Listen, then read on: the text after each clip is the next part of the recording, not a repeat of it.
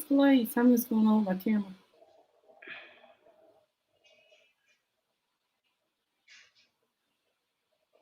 All right. Good evening, everybody. Glad that you all could sign on tonight. Hope that you're having a great day so far. There is a delay in my camera, so we're going to sign off really quick and I'm going to sign right back on. And that way, hopefully, you all will be able to see my mouth will match up with my words. So don't go anywhere. We'll be right back.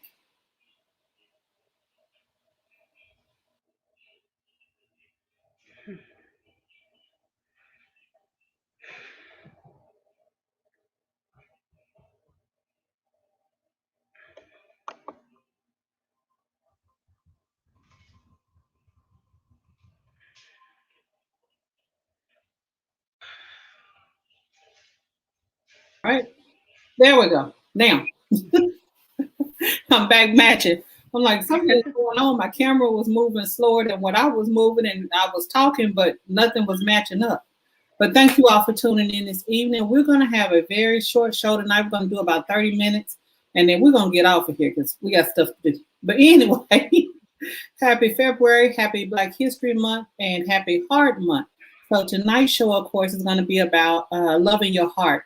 And my guest and I are both survivors of heart disease. So we're going to share a little bit about our experiences, and we're going to give a little bit of information just to kind of help the women out there listening to maybe prevent some of the issues that we might have had. But first, I want to share something with you all. And since this is Black History Month, I didn't tell y'all who I was, did I? I forgot. I'm Wonder Lowe. And this is the Ladies Lounge of Wonder Lowe. It's an online talk show. We're on every Tuesday at 7 p.m. Let me just go ahead and get my housekeeping out of the way. We're on every Tuesday, 7 p.m. Central Standard Time. We talk about things that educate, empower, and encourage women to live their best lives and anything else we desire to talk about. So we might talk about a little bit of anything. So if you haven't already, we want you to go over and like us on our Facebook page. And that'll be under the Ladies Lounge Wonder Lowe. Same thing on Instagram. And also you can catch us on YouTube. So when you go to YouTube, make sure that you click on the bell. That gives you notifications whenever new videos are posted to the site. And that way you can either watch on Facebook or you can watch on YouTube. I'm working on getting on LinkedIn and getting on Instagram. So you'll be able to see us there too. But right now, I want to share something with you all. And I opened the show with it last week. And it's all because it's Black History Month. And some people are old enough to remember back I guess we could say the good old days, back in the day, when every school assembly was opened up with this song. Now, of course, by the time I think I came along, they stopped doing it, which they had continued it, and we maybe did it a couple of times during Black History Week back then because it wasn't a month. But back then we did it in a week. So I'm gonna share my screen because I want you all to hear this, and I'll go ahead and tell you it is Kurt Franklin, honey, and he is doing his rendition of Lift Every Voice, and it is the bomb. So let me get y'all to Kirk real quick, and then we're gonna get on with the show.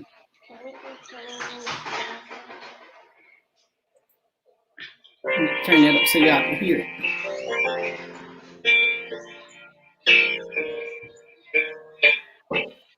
Lift every voice and sing, children and heaven ring, ring with the harmonies of the 13. Let our rejoicing rise high as the listening skies. Let every sound loud as the rolling sea. I like this part right here. Sing a song full of the faith that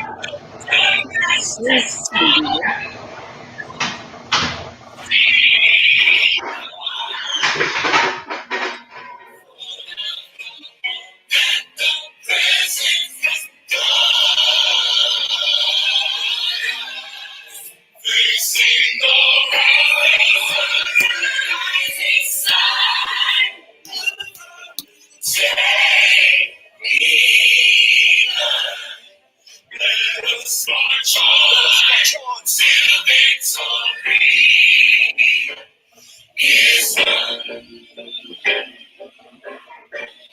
Something to it.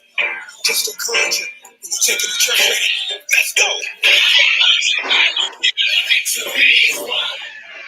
the brothers out there. All my sisters in the struggle. Till that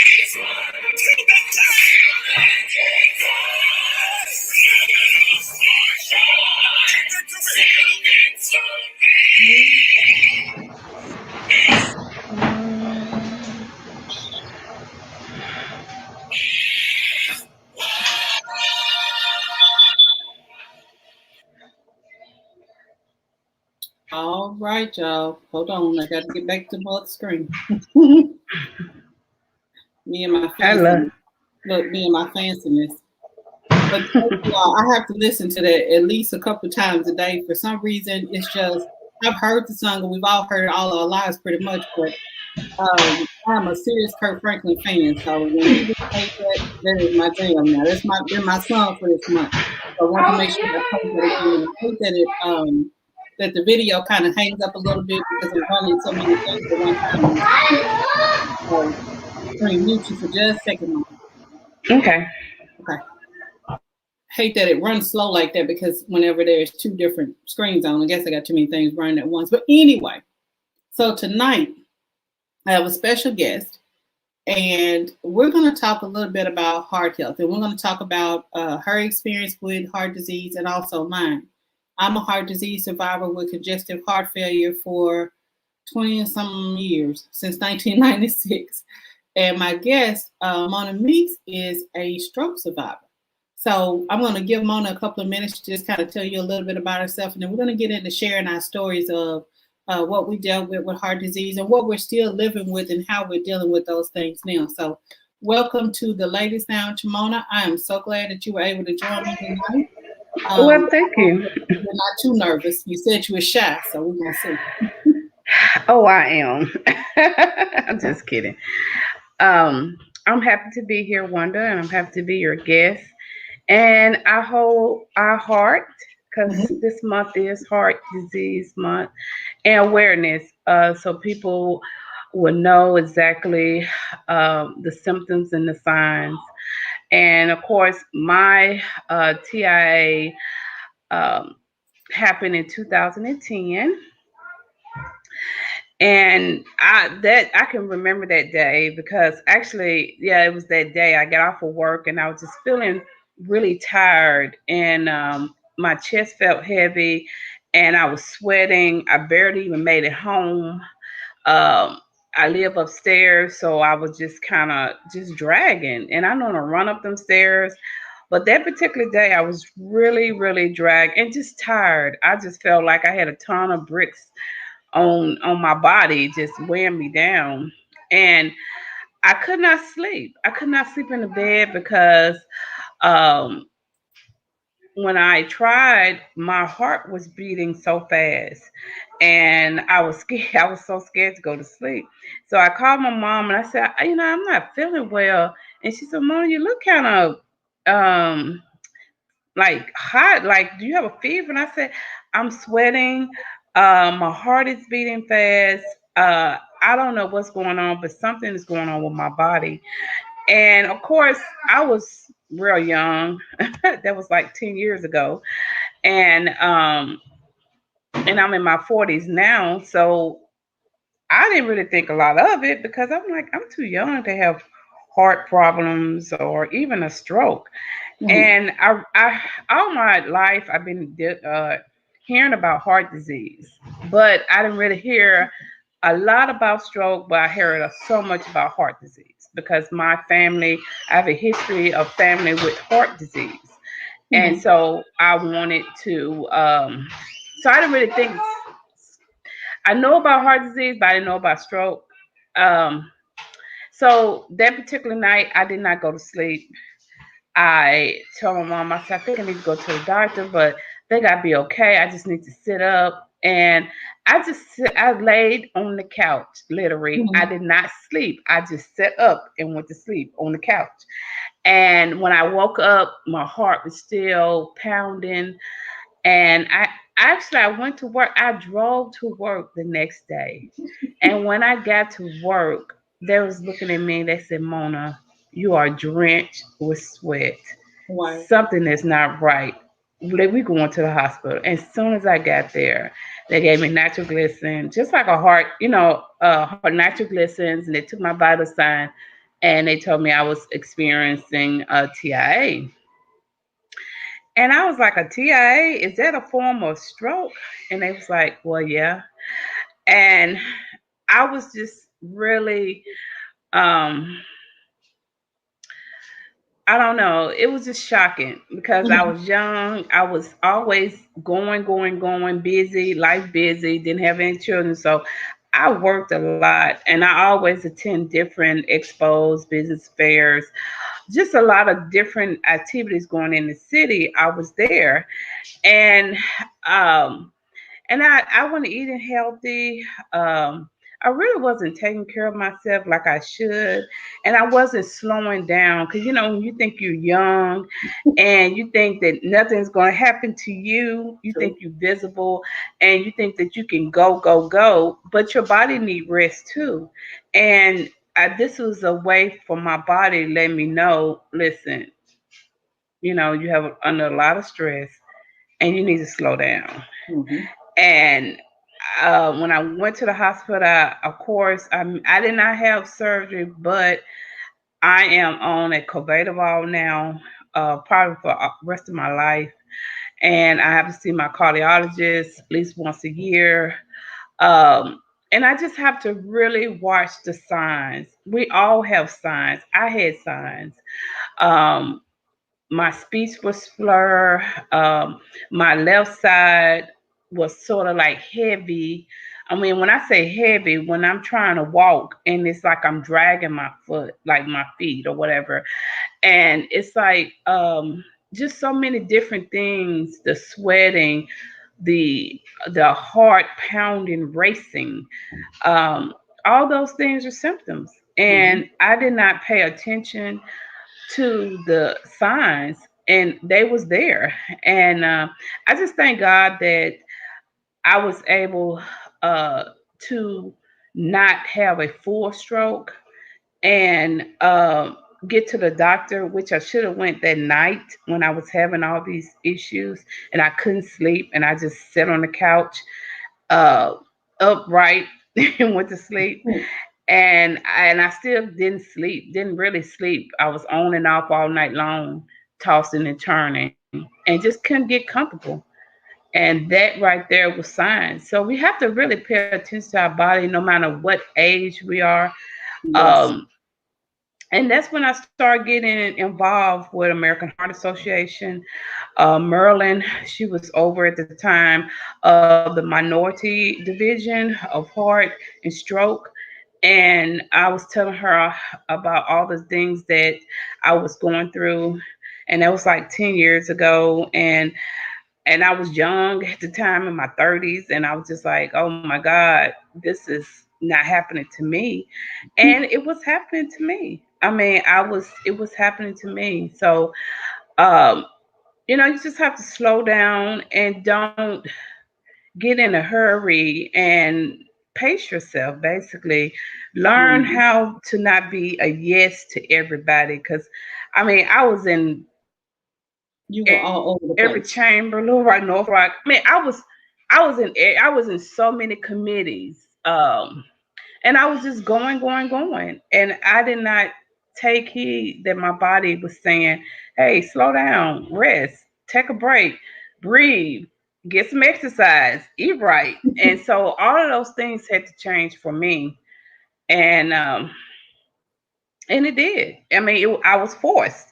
And I don't want anyone that's listening to this program to be forced, because had taken medicine for the rest of your life, and of course, my I did go to my cardiologist this year, and well, actually, I went last year, and it's almost time for this year again, in July, and I will be able to have to do the treadmill, have to do everything just to make sure And so he could check me and make sure that I'm in good health because, Mhm. as you know, having a stroke or TIA is sort of like a mini stroke, uh, but you are subject to have another one.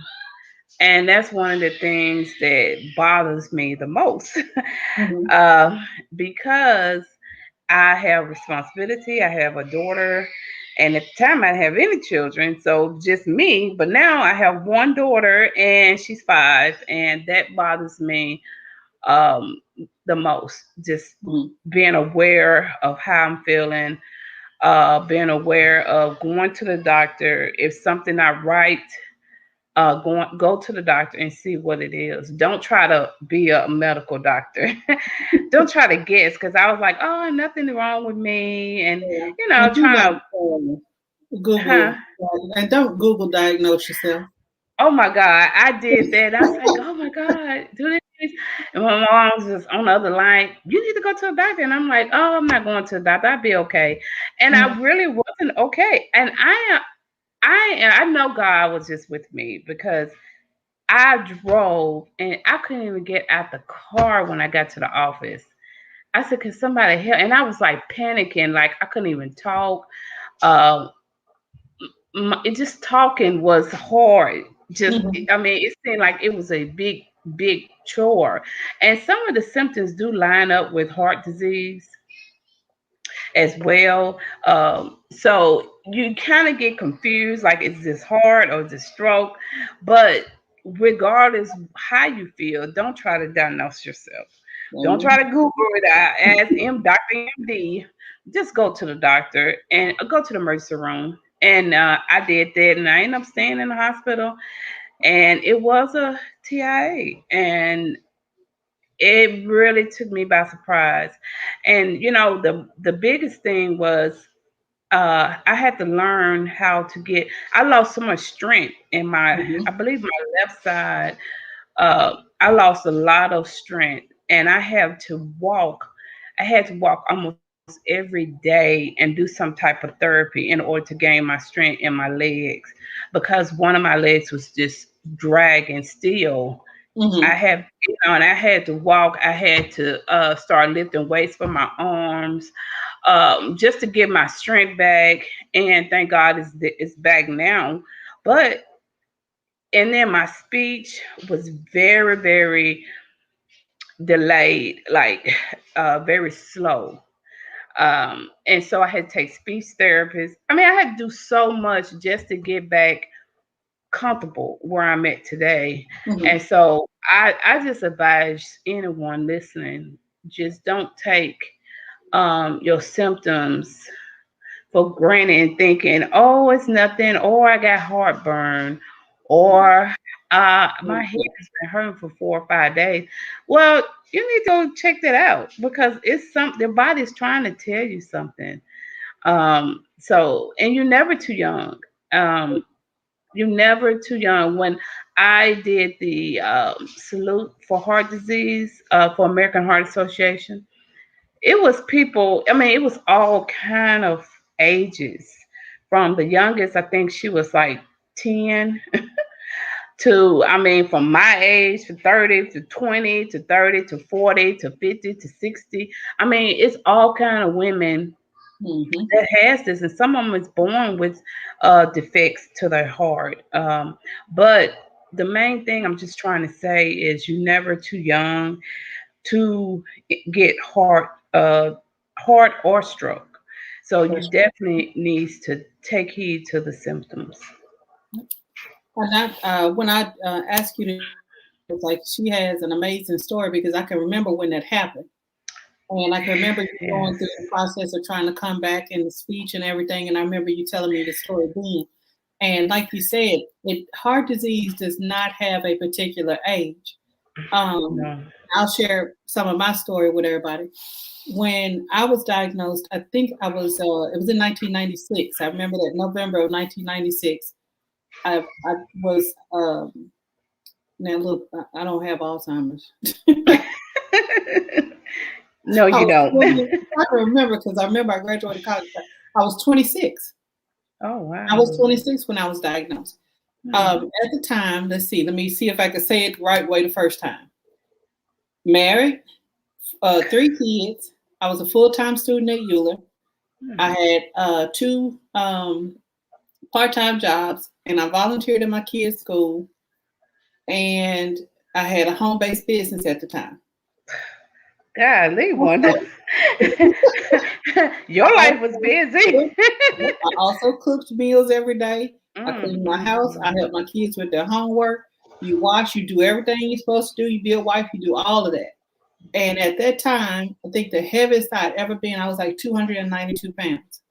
Mm. And I could barely walk from one room to the next room without getting winded.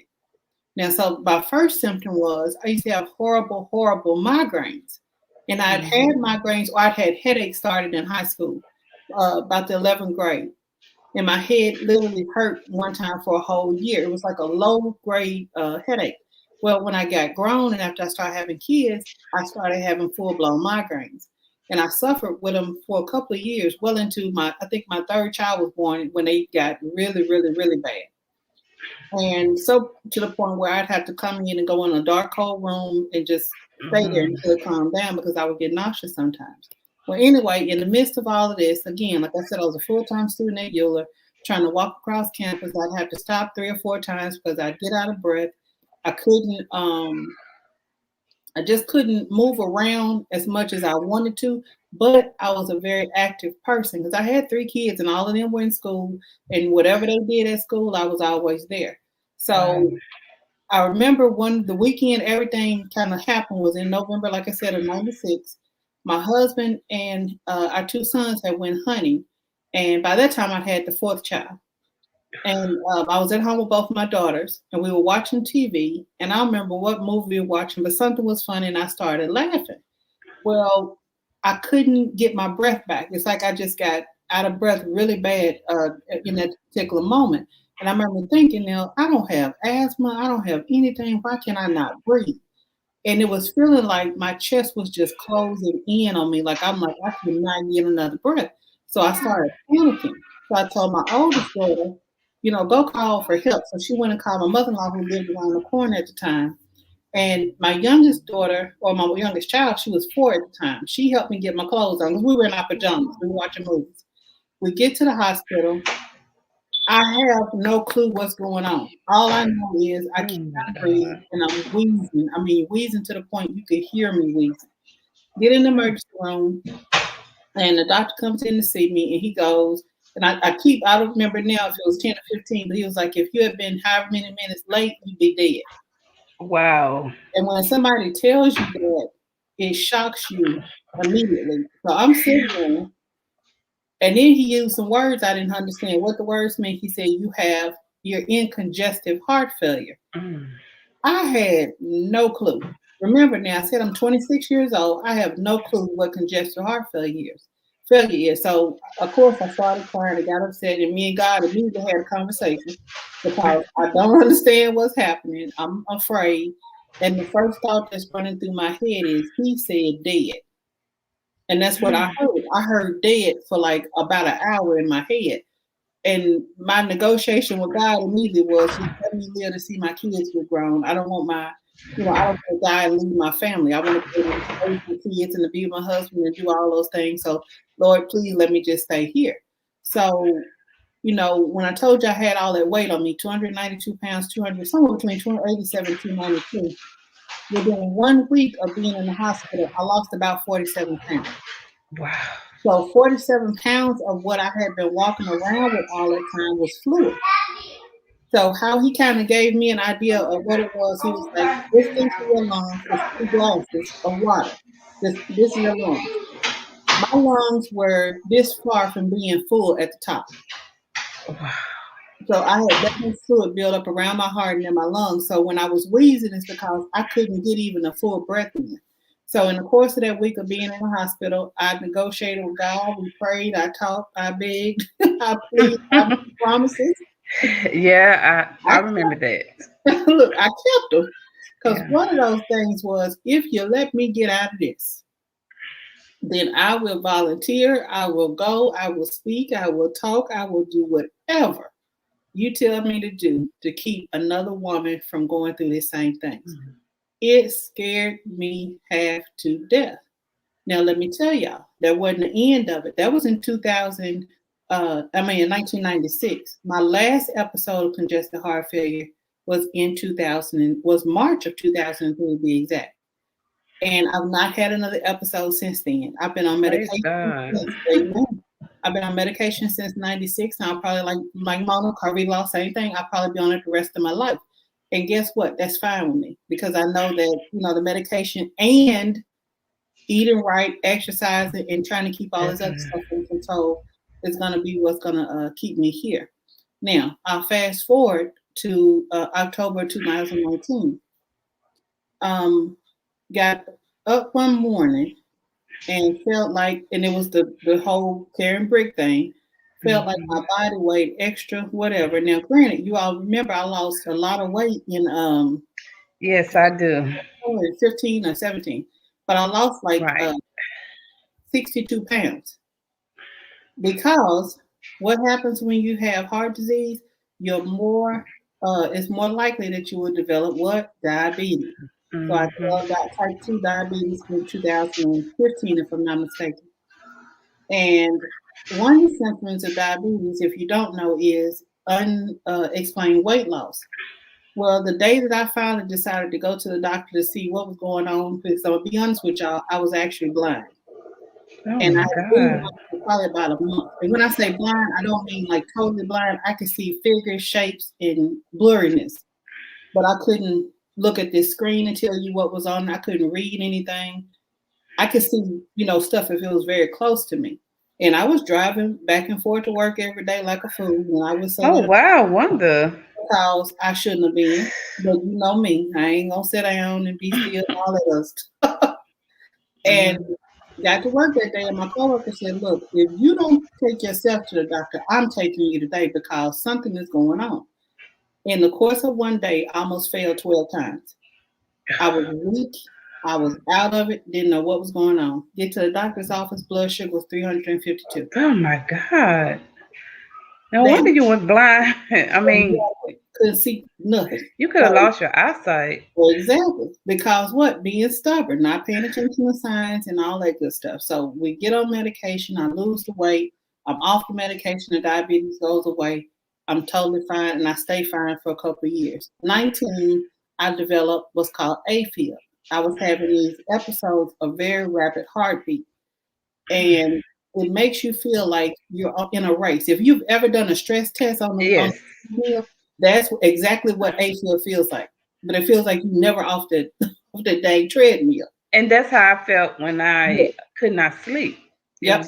It was that rapid, and I could see Hmm. my chest Yep. and my shirt just going up and down, up and down, up and down. I'm like, oh my God.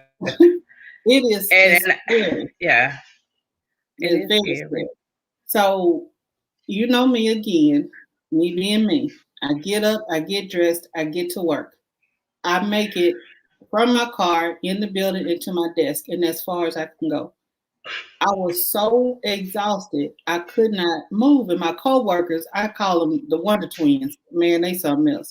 One ran and got the blood sugar machine. One ran and got the blood pressure machine. And I got a Wow. finger getting poked on this side, blood pressure being taken on You know, this side. that happened to me, but I didn't Yeah. even get a chance to even have a blood pressure cuff. They just said, no, we going straight to the doctor. We're going straight to the. As soon as my mom saw me the next day, Mhm. she was like, we are going straight to the emergency room. And we Yeah. did. And I don't even know. I mean, I don't even know how I got in her car because, I mean, I was just so out of it. I was just God so is, out of that's all it is. God is Yeah. so good that He He put is people so around good. us. He You did. know He what? does. It's good to be surrounded by smarter people. We are just so y'all know out there. Don't do what we did. No, Don't do what we did. don't Do do not. that. If you No. are feeling any of the things that we talked about, do not do what we did. Get up and go to the doctor and go see about yourself and do it quickly. We are actually exceptions. God blessed us to be able to be here to tell people what happened and to live through our situation so we can educate and encourage somebody else to do better. Because I will tell you the truth. I developed diabetes the same month I was certified as a diabetes peer educator. Wow. Ironic, huh? I ended up I having, guess you was educating yourself because you was going. I was like, Oh wow. kind of, that's one of those things you go, what kind of foolishness is this? The same month I got that certificate. Now I take that back. I was certified in January of that year. I Mhm. developed diabetes in March of that year. Wow. And I didn't even recognize the signs in myself. And here I was holding classes and educating Mhm, people mhm, about this thing. mhm. And I'm like, why am I feeling so bad? Maybe I'm just tired, not knowing I'm sick. Well, either way, got past it, got over it, got rid of it.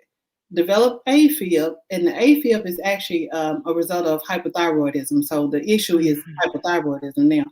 But I will say this, keeping the weight off, watching what we eat, making sure if you can stay as mobile as you can, getting up, Yes. moving around, even if it's just 20, 30 minutes, 15 minutes, break it up during the daytime, just something to get up and keep yourself moving, drinking a lot of water.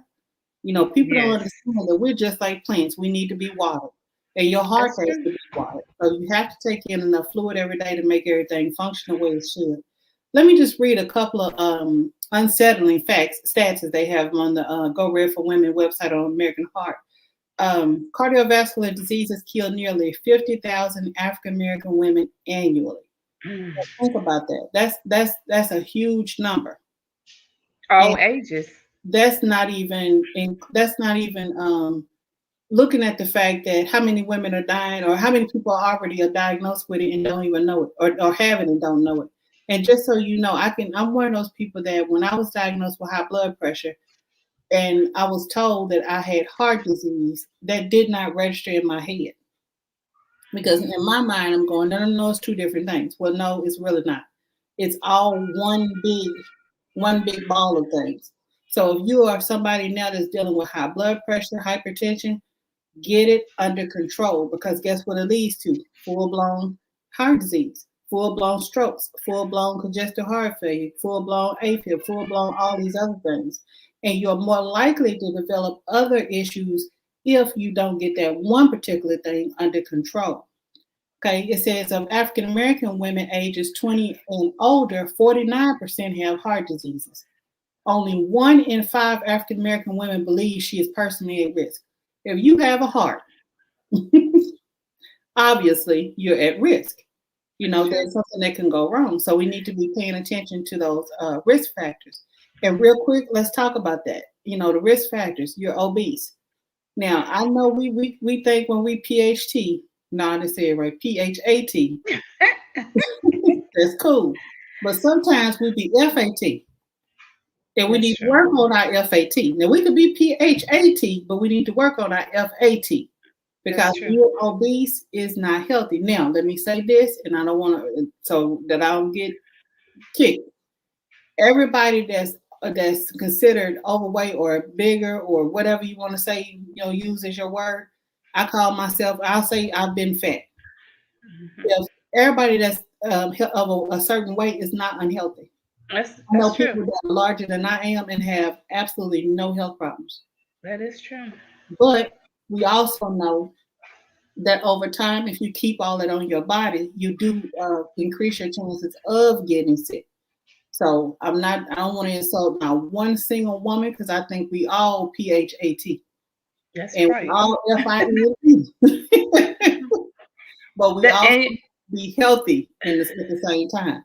Go ahead. well, I just want to say, I don't know if anybody knows Josetta. She worked at J. Kettle Referrals, but she's Mm-hmm. also a stroke survivor, Mm-hmm. and she weighed 90 pounds, Welcome but here. she has underlying issues. She Yeah. has different things in her family, heart disease running her family, diabetes running her family, high blood pressure running her family. So when you have to know your family history, I Mm-hmm. knew, I knew I had a history of heart disease. My great grandmother, just my uncles, my aunt, all of we have a huge family. My great aunts have heart problems, but I never thought, I knew it can happen, but I didn't think it can happen to me at that age having a stroke. And I was like, you mean it's not heart disease? They said, no, it's a TIA. Mm-hmm. But when I was 19, I had Bell palsy. And I was like, okay. And they said, well, that's a mini stroke, which Wow. I didn't really think nothing else about it. It was just I was driving and had my window down. The wind was blowing, got in my ear, woke up, went home, went to sleep. I had a headache, and my whole face was just Hmm. disfigured. And that was 19. Wow. And I went to the doctor. It says nothing we can do. It's just gonna take time for your eyes. And I still have like a delay on it's on this side here of my face with Bell palsy. Hmm. But then in my 30s is leading up to a TIA. So it's like each, I guess, age bracket is something that's developing there. And Hmm. so I have to be really aware and exercise, eating healthy, knowing your numbers, go to the doctor, get your daily, your, I guess every 3 months, your checkup, so Hmm. you can know your numbers, because those things are important. And then discuss with your doctor the family history. And if you don't know, ask. I mean, I asked my dad, which he don't have as much issues as my mom, but on her side, that's where the heart disease come in at. Hmm. So, I had to learn all that. And I wasn't concerned before all this came about. I mean, I just didn't. I just didn't think somebody in their 30s that this can happen. But then my doctor said, well, you had Bell palsy and you was 19. So I was like, well, yeah. And then I just started doing research after I found out what was going on with me. And that's how I found that everything is related. So, stroke, the thing I have to worry about the most is it can strike anytime, and and that bothers me. But also know that I'm really staying connected to the organizations, American Heart Association. I volunteered there. I have participated in the walks, which they don't have no more. I hate that, but also I was a survivor. So you just have to stay on top of information. And then like Wonder having this show, which I was like, oh, I'm not gonna get on there because I don't have too much to say. And here I am talking up a storm. But this is a passion of mine because Hmm. Black women, we do so much for our family. Um, like Wonder 26, and I'm like, damn, you had all this going on. Oh my God. I could not even fathom I mean, her life like that, going to school, having kids, married. I mean, that's just a lot. But we go through a lot in our lives and we don't really take the chance to think about our health and think about Hmm. our bodies. And so this is so important for us uh to really look at ourselves and just make sure we go to the doctor, because we take everybody else to the doctor. They sick Exactly. and we be at the doctor with them, but we really need to take care of ourselves because if we down, then we can't help no one else. And I Hmm. mean, Wanda had small kids. I didn't have any kids at the time, but now I'm more focused, aware of my health, concerned of my health. I mean, especially, since the COVID can't really, I'm starting doing TV exercise now, and I wasn't doing that at first. And I do walk, but still, I just have to get more active and watch what I eat. I cut down on bread, tremendously bread. I'm not really a potato person, but I do like bread, and I have to cut that down. and I have to look at my sodium. I just have to look at a lot of things because Mhm. I do have a 5-year-old, and my life has totally changed. And looking at her reminds me of the things that I need to do for myself in order to be here for her. Yep. The kids will definitely make you do better if you have a time. Yes, they will. Yep. They will. They will. Let me read this last. It's two. Only 52% of African American women are aware of the signs and symptoms of a heart attack. Now, y'all do know that our symptoms kind of show up a little bit differently. In every movie you've ever seen, you see the man clutch his arm or something like that. Yes. Women, more than likely, we're going to complain of having indigestion and that middle back pain. And let me tell y'all, now this is a wonder fun fact. It's not necessarily fun, but it's a fact. Apparently, I had a heart attack. Oh my No, God. I didn't know I had a heart attack. I've had 3 cardiologists check me out, and this has been over the last couple of years. Well, the first time, when you go in and they ask you your history, and he after take, I can't remember what test I had, and he went, "So when did you have a heart attack?" And I said, "I've never had a heart attack." He said, "Yeah, you have." We got into a whole argument because I said, "No, I haven't." He said, "Ms. Lowe, you have scar tissue on your heart. You've had a heart attack. It might not have been a big one, but you had one." Now, anybody that knows me knows I'm stubborn in 5 minutes. So guess what? No, I didn't. He making up stuff. I just didn't believe it. Okay, 2 cardiologists later, down some years. Matter of fact, 2000 October 2019. Ms. Lowe, you had a heart attack. No, I didn't. He was like, yes, you did. Okay, how do you Mm-hmm. know? You have scar tissue. It's very minimal now, but in the Mm-hmm. past, you've had a heart attack. And I think when it happened, the last time the doctor told me that, I posted it because I'm going, come on, who has a heart attack and don't know they had a heart attack?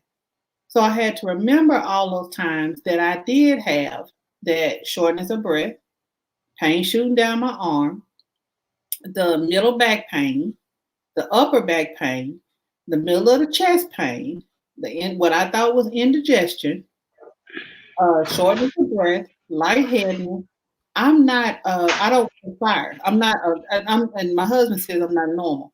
Like most people can just sweat. I never sweat. I don't care. I played Wow. basketball in high school, and I could run a whole game and barely be wet. Well, I had times when I'm gonna be honest with y'all. I thought I was having hot flashes. That's what I thought it was. But apparently, I was having a hot flash.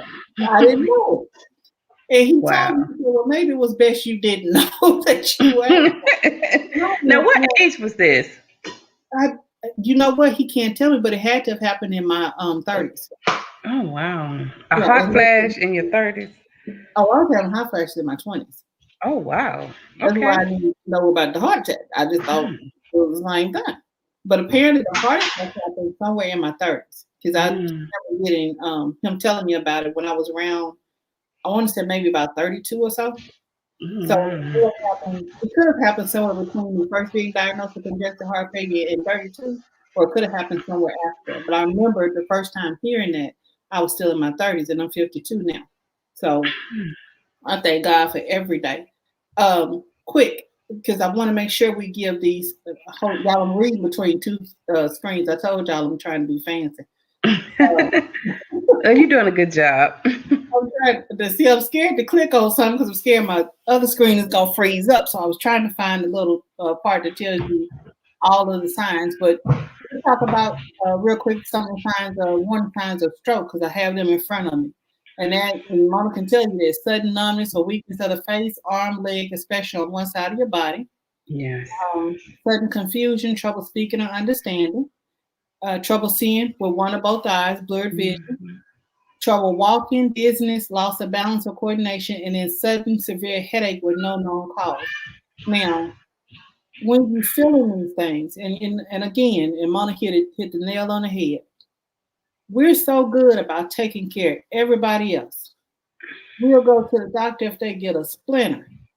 We'll sit up and be blind in one eye, one leg can stop working, your arm about to fall off. You got a headache out of this world. They be talking about I'm just tired. Get up and That's go to true. the doctor. Because I'm telling you from experience, I did the same thing. That's why I said we are not good examples. No, we're not. We're not. If you Take care of your heart. exactly, if you're doing any of these things, go to the doctor and get checked out. And the sooner, the better. I like the fact that you hit on the some of the stuff that we cannot change. I have a family history of heart disease on both sides, my mom and my dad's side of the family, and family history of diabetes, and we have a history of some types of cancer. So there are things that I know that I'm gonna have to look for. Not necessarily I'm looking forward to them. Don't get me wrong, but there are things that I know in hereditary wise. I can't change my blood. I can't change who I Your am, where I come DNA. from. Yeah, you can't That's change any of those things. But what you can do is try to mitigate some of the circumstances. We can eat better than what we eat. We can cut down on our sodium. We can drink more water. We can get up and move more. We can stop tobacco. If you're smoking, chewing, dipping, vaping, whatever it is, we can stop tobacco use. And I throw that one in because in my real life, because y'all know I got like 15 jobs. In my real life, true. I'm a health program specialist with Arkansas Cancer Coalition. And my job is to actually educate the healthcare providers around the state on tobacco cessation techniques. And I'm also a tobacco treatment specialist. So, one of the big things I talk to folks about is if you smoke, please stop. And you Yes. will notice that any illness that you can think of, if you go back and check the list of precursors or warning signs or things that you can change, smoking is probably the most preventable thing that we can all do to cut down on any disease. So it's Black History Month. So I want to make a challenge to everybody that's watching or will watch or listening or wherever you are. It's Black History Month. One of the things that we talked about last week in the first show for this month was tracing your roots and understanding your lineage and knowing where you came from and doing your genealogy and all that stuff. While you're doing that, get your health statistics also. Find out what great grandma died from. Find out what Uncle Buck died from. Find out what Aunt Susie had. Because when you know those things, now you can it puts you in a better position to kind of understand. Well, I might need to go ahead and ahead of time and start watching how much I eat, or I need to watch my sodium, or I need to know that I need to maybe cut out this particular food, or I need to exercise more, or now I know what's taking most of my family members out. So during this month, since it is Black History and we're learning our history, we're tracing our roots, let's trace our medical roots also. So that way we know these things. And then pass this on, tell your kids this stuff. Because the other side of That's this true. is us learning about it and then educating our kids so they don't make those same mistakes. If you are the person in the house that buys the groceries, that cooks the food, that makes those decisions, start looking at healthier choices. Now, I'll be honest with y'all, and people say this is the opposite. It is more expensive, honestly, to eat a little healthier. But there are some small things that we can change over time that'll make some big differences later on. And sometimes it's really just the way we prepare the food that we do buy, and then how much we eat it, and then what time we're eating. You know, uh, Key Fit for Life was on last month. Keith Fletcher, and we were talking about making sure if you're gonna eat carbs, eating them earlier in the day so you can burn them off and not Mhm. eating like a loaf of bread after 7 or a whole lot of pasta or a lot of rice, a lot of potatoes, all those things after a certain time in the evening because at that point it turns to sugar, which turns to fat, and then guess what happens? You get that little tire around the middle. After the third age, I'm tell y'all the tire hard to get rid of, and you don't Oh, want yeah, it now. that is Uh-oh. true. Because once that junk get on there, it don't want to let you go. So between your 20s and your 30s right there, you got that little fat belly. Watch it. Watch it. And make sure you're not doing stuff that's going to make that thing hang on. And you look down one day and go, wait a minute, I don't have a lap anymore. So, make sure that you're watching some of those things that we're eating. But, Mona, we went past our little 30 minutes, which is totally fine. Somebody that was shy that didn't want to talk. Well, when I get started, I mean, I, especially about something I'm compassionate about, and mhm.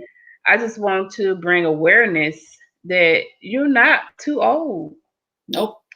Because this day and time we have so much stress, bills, family, kids, jobs, having a job, not having a job.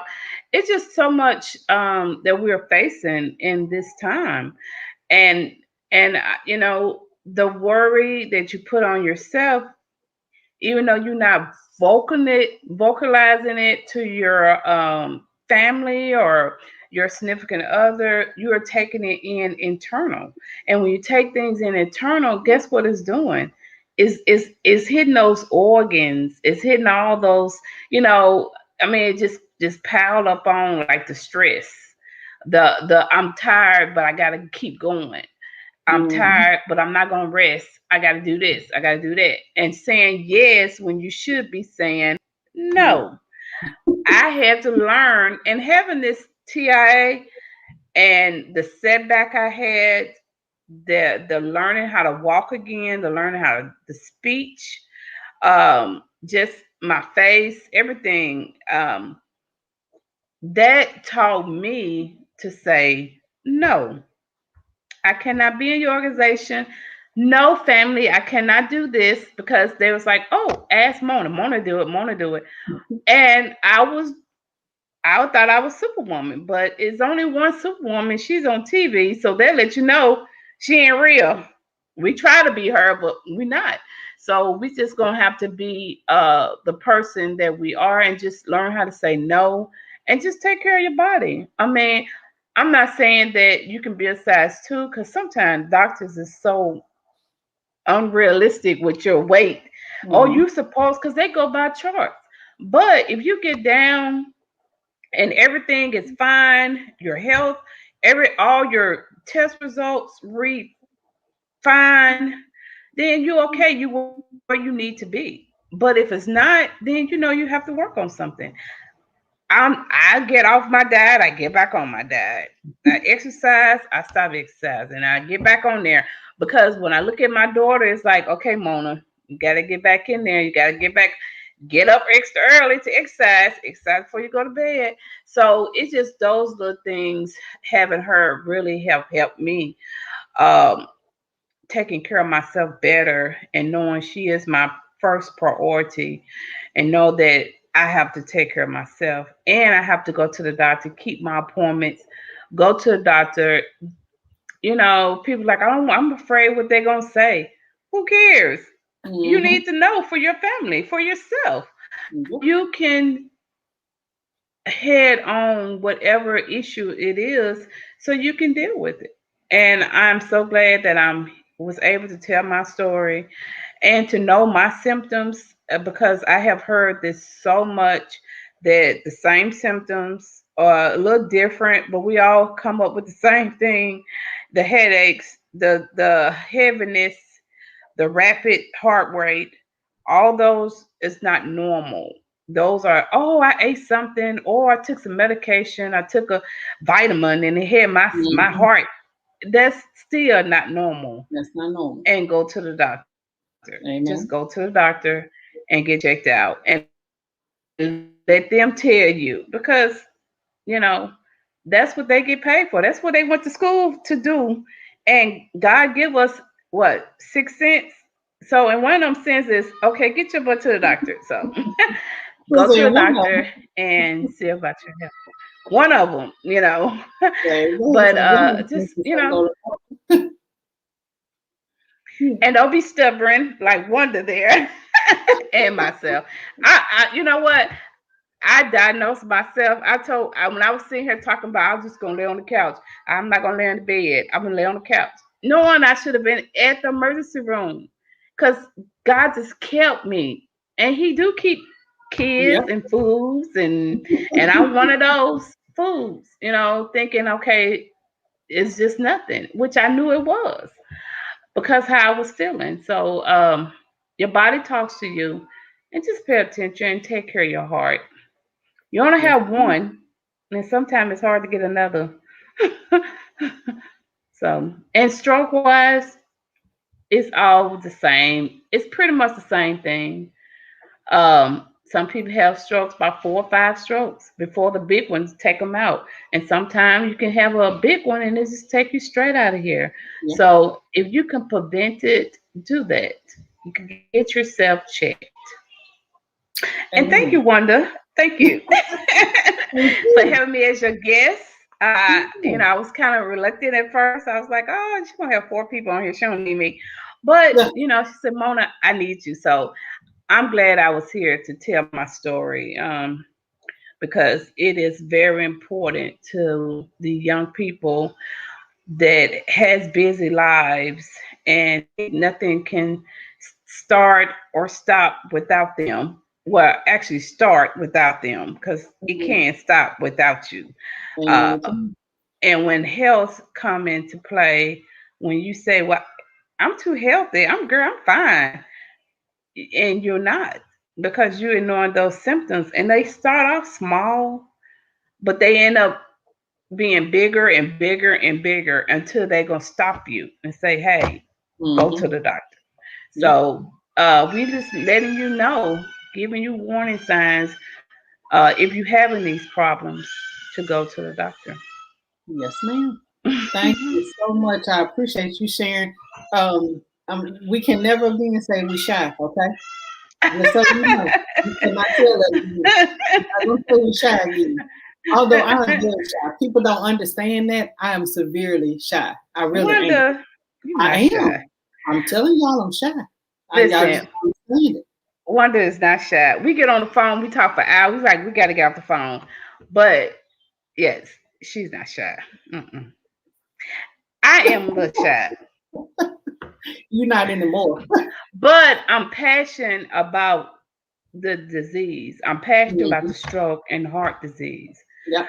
Uh, Especially, all this can happen again. I mean, once you have it one time, it's easy. They keep saying, "Well, don't forget, you can have it again," Hmm. and you can't have it again. And so I just want to, and I was so scared.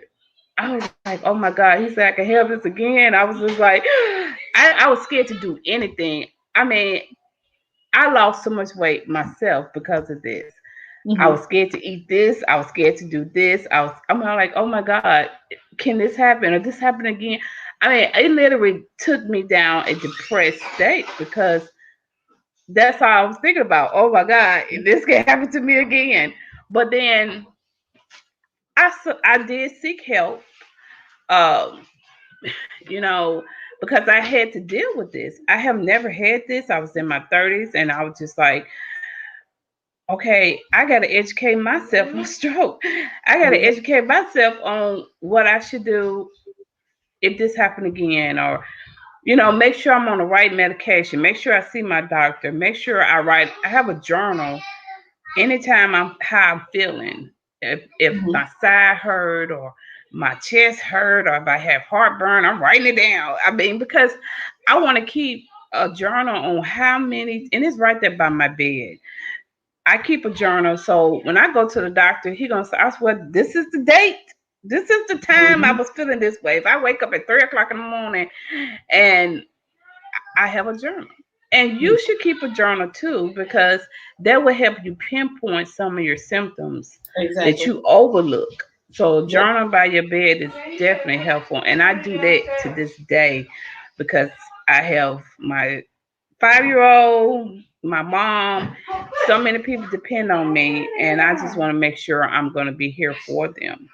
All And right. I just want to live. I want to live. I have so much to live for and and get involved like Miss Wonder here because hearing our stories it hopefully it help somebody out there, at least one person. Exactly. All right. Thank you so much. I sure appreciate you coming on tonight. And Okay. y'all, I did have a Black History moment because we want to make sure we don't forget that although it is Heart Month, it's also Black Mhm. History Month. So what I'll do is I'm going to leave you with a little video. And this lady is honestly one of my, I would say, one of my health heroes.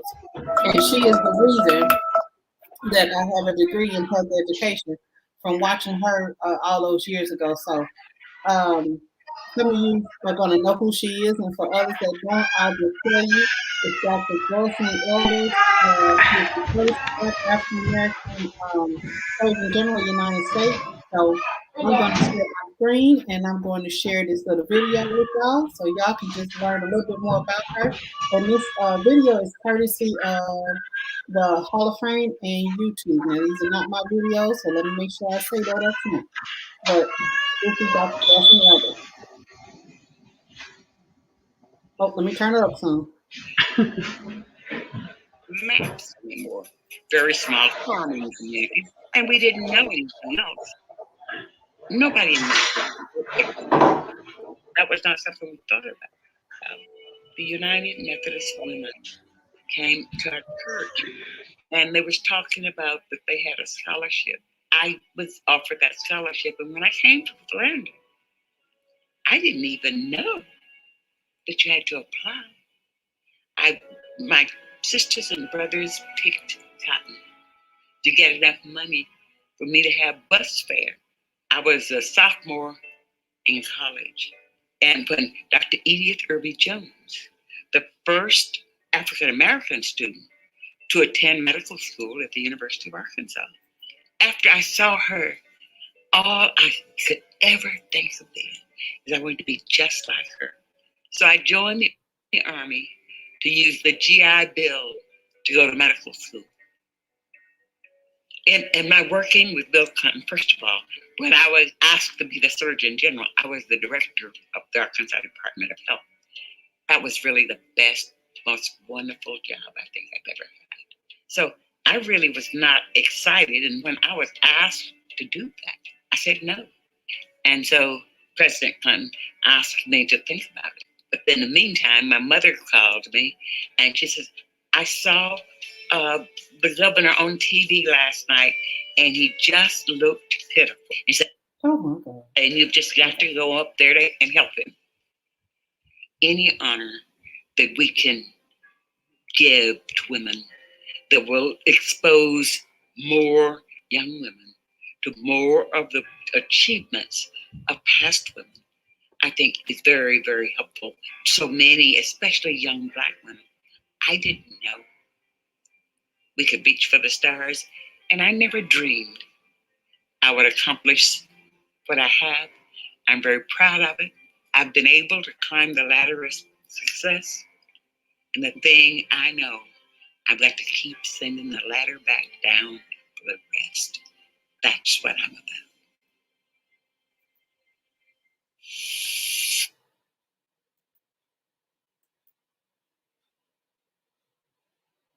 All right. Trying to make sure that's off before it hops to the next thing. Oh, y'all, I can't get my cursor. I think I froze for just a second. I don't know if you can still hear me. Can you still hear me? I knew that was going to happen. Hold on. Well, what's a nice girl like you doing? No. I don't know what that video is about, y'all. I was trying to play it. I don't know what a nice girl like me is doing in a place like this. But anyway. Thank